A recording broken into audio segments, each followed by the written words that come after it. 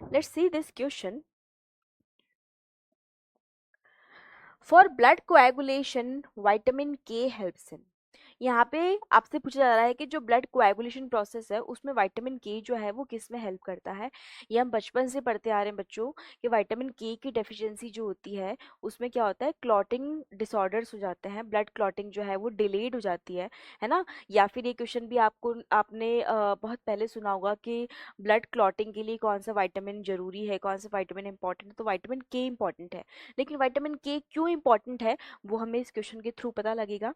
तो formation of prothrombin या thrombin, जो प्रोथ्रोम्बिन प्रोटीन है जो कहाँ पे बन रहा है, प्रोथ्रोम्बिन जो है वो एक्चुअल में है क्या, एक तरीके का ब्लड क्लॉटिंग फैक्टर है। क्या है ये? एक तरीके का ब्लड क्लॉटिंग फैक्टर है। और ये जो ब्लड क्लॉटिंग फैक्टर है ये कहाँ पर बनता है बच्चों?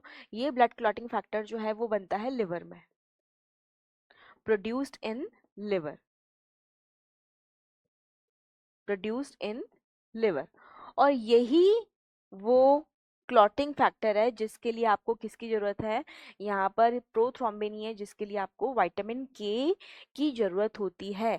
तो हमारा ए ऑप्शन जो है बच्चों वही करेक्ट हो जाएगा। लेकिन आगे भी हम देख लेते हैं, आगे भी देख लेते हैं। फिर दे रखा है फॉर्मेशन ऑफ थ्रोम्बोप्लास्टिन। क्या थ्रोम्बोप्लास्टिन के लिए विटामिन के जरूरी है?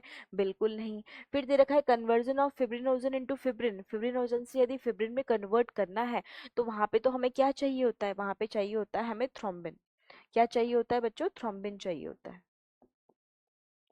ठीक है, तो वहां पर विटामिन के इंपॉर्टेंट नहीं है। उसके बाद यहाँ पे दे रखा है conversion of prothrombin to thrombin, तो यहाँ पे आपको क्या लगेगा, यहाँ आपको लगेगा थ्रोम्बोकाइनेस। ठीक है, तो इस वाली प्रोसेस में काम आएगा थ्रोम्बोकाइनेस।